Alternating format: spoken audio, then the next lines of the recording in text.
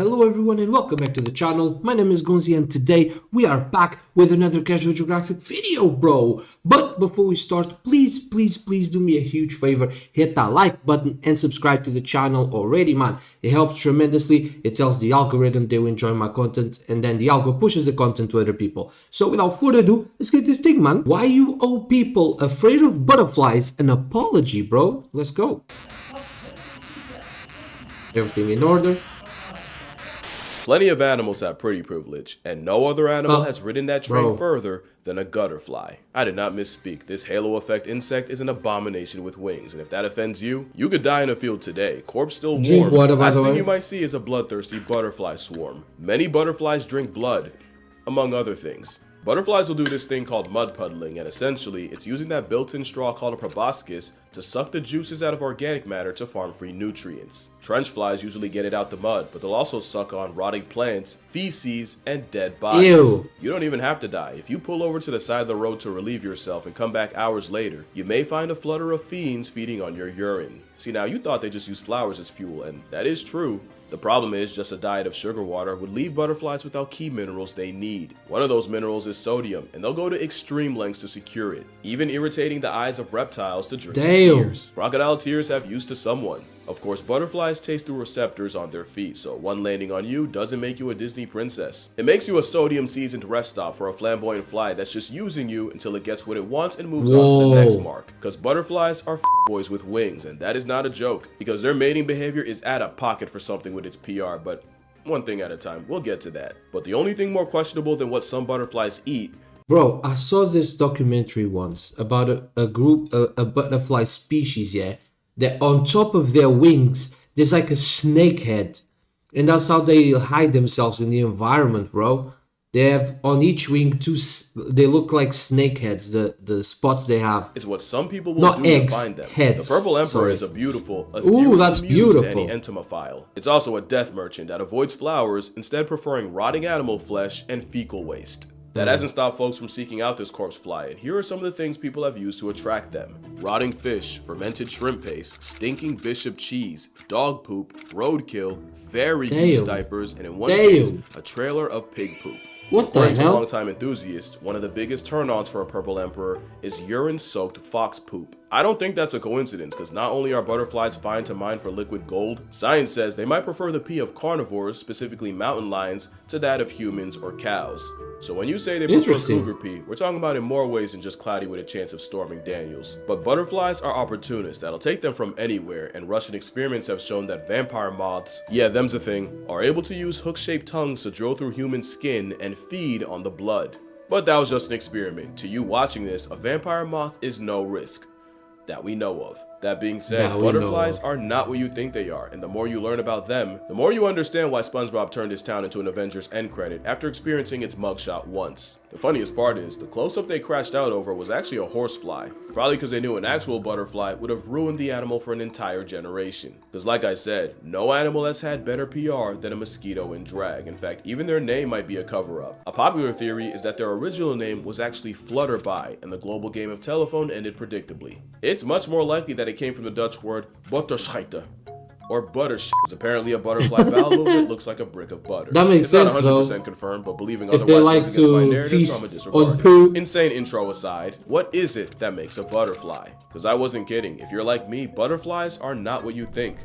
Like on a scientific level, Lepidoptera represents the order of flying insects. That one is my favorite, bro. It looks so cool. That looks like a moth. Looks like an Elden Ring boss. Small superfamily that's less than. By the way, not flexing, yeah. Just finished Elden Ring for the 4th time. And got all the way, finished the DLC almost entirely, but Radon. And I'm like, I fought him like 1 hour. I was like learning the patterns, everything. And I was like, yeah, man, I'm not good with this. This boss is insane. It's insano mode. I'm gonna beat him though. I will beat him, but yeah. That's the butterfly I was saying. Look at that. It looks like a snake, bro. Looks like he has a snake on him. 10% of the Lepidoptera party, with a small contribution of, at most, 20,000 species. Everything else is a moth. They go to war, moths clear. There are also skippers, which are technically butterflies, but were such an out-of-character butterfly that science thought it was its own thing. Long story short, it's a butterfly that heavily borrows from the moth's playbook, especially when it comes to flying. Which gets straight up confusing So far, when you realize I've there's just an learned they animal like called poo. a moth butterfly that That's not a skippers have problem. nothing to A lot do of with. animals like Basically, poo. American moth butterflies are that weird. Whoa. Only ever see during the holidays type of family looks of butterfly that were so weird and No, that mothy, one's ugly, it kept bro. it from the That one's butterfly ugly. function until recently. Boring high school sciencey stuff aside, it's a moth's world. Butterflies are just a small part of it. I say that because there will be mentions of moths in this video, and I just know I'd get my Lepidoptera patch checked if I didn't make that clear. Because there's a lot of evolutionary head-assery going on with moths, and I'm not about to leave it out on a technicality. So yeah, butterflies are not what you think, even in an artistic sense. That butterfly's dead. If I ask you all to draw a butterfly, chances are 95% of you would draw this, and you would be illustrating a corpse. For some reason, butterflies are often drawn the same way dead ones are pinned and displayed by those who collect them. We basically did a blobfish to the butterfly and immortalized their death pose. A butterfly might hit this pose at some point in its natural life, but most times a butterfly looking like this isn't. But it was. My condolences to anyone watching this and realizing they have a dead winger tattooed on them. So while we did do butterflies dirty there, butterflies don't need help doing that themselves with the things they eat, and that really starts as caterpillars. As you know, butterflies have many forms, and the caterpillar's job is to eat as much as physically possible. Caterpillars have the type of greed just they numb, bro. bro. In the Bible. No numb everything you such can. biblical levels of gluttony. A caterpillar can eat 200 times its birth weight in the first 2 weeks, which can become 1,000 times its weight in only 2 months. Now those numbers probably don't hit as hard as a North American silk moth. No animal alive eats more relative to body size than a marauding moth, which will eat 86,000 times its body weight in less than 2 months of life. To keep that same pace, your 7-pound baby would have to scarf 273 metric tons of mass or 601,861 pounds worth of Similac. Pot of greed. Caterpillars eating constantly does have a consequence. Shout out to all the Yu-Gi-Oh fans out there, man. Love Yu-Gi-Oh. The scientific name for caterpillar waste is frass, and these hedonists pile on the frass by the metric hecton. If you live in the area code of the gypsy moth, then you've likely woken up to the sound of heavy rain with no water, because it was actually the sound of caterpillars mass flooding folks with frass from above. To be fair, if you could get all your lifetime bathroom visits out the way in only a few weeks, in that time the toilet would never not be attached to your cheeks. But another consequence of caterpillars unloading enough bricks to rebuild the city of Gotham or Newark is predators like wasps will track them down by following the brown brick road. So many caterpillars can ballistically launch their own fecal matter like a cannonball. The skipper caterpillar can shot put its own product up to 40 times its own body length, which is the equivalent of a man. In school, we used to have this thing in primary school. We used to have around the autumn, around like October-ish, we will always start the silk bugs things, bro. We would get leaves, bro, and each week it was one kid was responsible for the silk bug, for the silk moth, I should say. And yeah, man, it was gross, bro. It was so gross. Because if you are with the box next to you in silence, you can hear them munching, bro. And I didn't know they did ASMR, bro, back then as well. Blowing it out the other end over 200 feet. Yeah, I used to do that. The world record for shot put is 77. Caterpillars shoot the but ain't no back talk, and the chances a habitual slinger shoots one into your mouth is low. Whoa. Science won't let it be zero. But they don't always shoot it.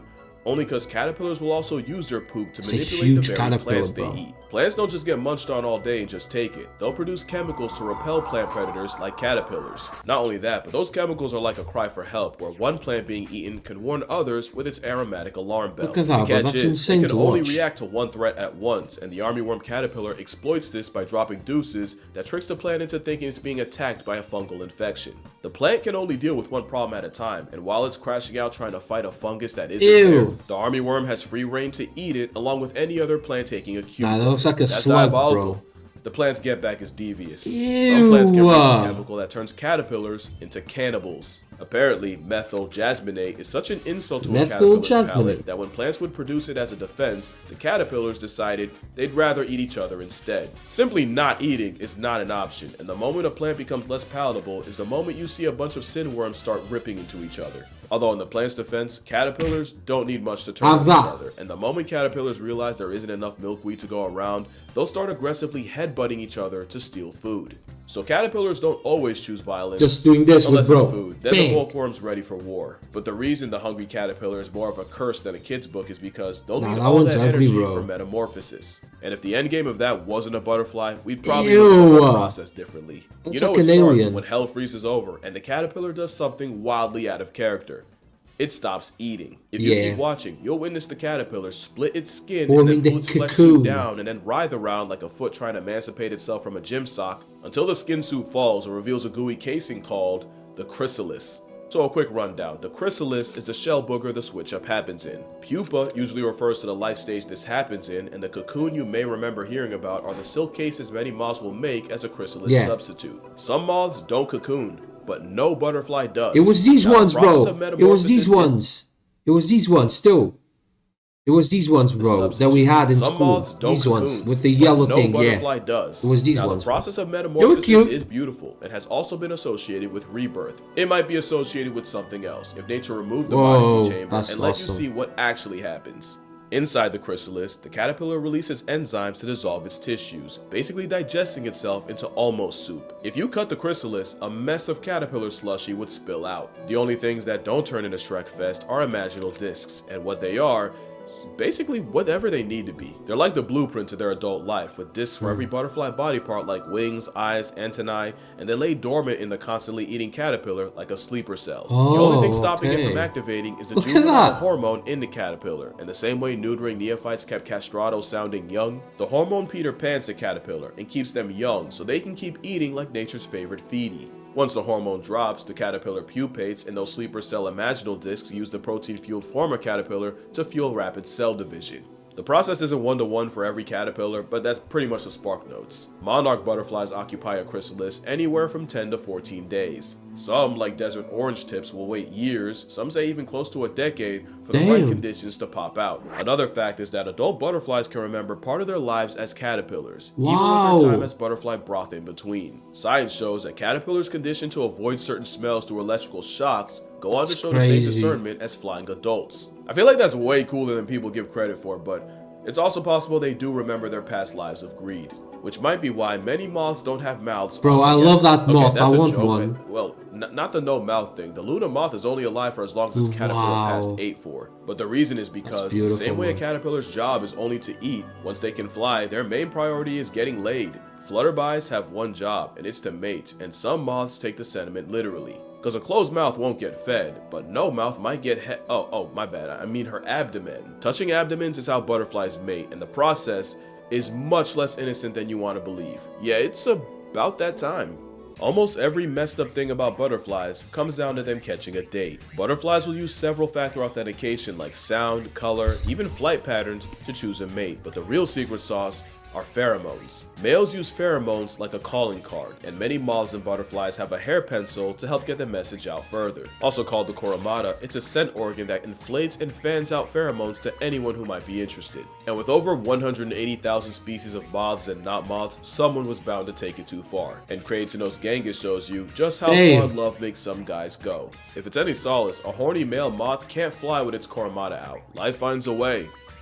Also, yes, Australia. Males use the Of food course they it's collected as Australia. caterpillars to help fuel Of pheromones. course it's Why another, it's man. often the males you'll see course. puddling the juices out of a compost pile, especially since the chemicals are more for just attracting mates. After mating, male butterflies will often spray their partners with an anti-aphrodisiac that makes the female completely unattractive to other males. That wouldn't Oh. even be that bad, but Bro, parasites pisses like on her, wasps bro? clock the method. What So now I the got kinky wasps stuff tracking is a going recently on? deflowered female by her anti-aphrodisiac after spray and hitching a ride on her, waiting until the female lays eggs so the stowaway can parasitize them. The endgame is her larva getting eaten from the inside by a brood of xenomorphs. Luckily in studies, less than Ew. 10% of wasps were successful, but that's what an insecure man can do to you. But some males don't stop at man repellent. Some went ahead and invented chastity belts. Few males will excrete this weird waxy substance designed to plug up his partner's female parts, Wow. which physically seals her That's off from other crazy. males. It's a That's literal crazy. breeding block, but that leaves a problem. It's in the female's best interest to mate with as many males as possible, but it also behooves the male to brute force monogamy, which has led to this evolutionary arms race with females flexing increasingly harder to plug junk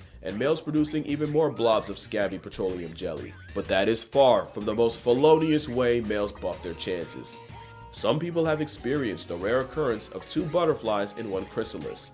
Really, it's the scene of a crime. Some, like the zebra longwing, won't even wait until the female is fresh out the pupa stage. As the female is getting ready to break out of the chrysalis, a gang of males can swarm her and start fighting for position. The winner then rips into her chrysalis to mate with her while she's still stuck in the stage. There's a term for this. Some call it pupa erro. Now, insects can't really consent, so maybe that's too far. So, forced copulation is a nicer way to describe it. But the rising female has zero choice in the matter when she basically gets spawn camped, and that just feels illegal. Not spawn camped, bro. Right? But when you only have a couple weeks to live, you pull out all the stops to make sure your genes don't pass tense with you. And it's why male butterflies are more likely to suck the sweat off your back. Not only do those nutrients help form pheromones, during mating, males will pass off nutrients to the female as a sort of consummation gift that helps the eggs, and in some species, the males will transfer 25% of their body weight in the process. Which explains why male butterflies are crackheads when it comes to some mineral, and some males take it so far. Bro. Science had to invent a whole nother word for what they do. Just dive, bro. In North Sulawesi in Indonesia, milkweed butterflies were seen harassing, scratching, and eventually sucking the juices out of caterpillars. The same claws they use to scratch the sweet out of leaves, they'll use on a caterpillar until their internal essence spills out, and at that point, the butterfly treats its own kind like a juice box, which led to the term kleptopharmacology. Because they're not exactly preying on the pillars, more than just stealing their substance. And a lot of times the caterpillars actually survive. Although knowing that they keep their memories as adults, probably not without PTSD. I think I'd rather die. But yeah, that's gonna do it for this video. If you come away from this video thinking less of butterflies or even hating them, I'll wait for the end of the video. I failed at my job. I never want to be the reason y'all hate an animal. But there isn't an animal alive that I hate.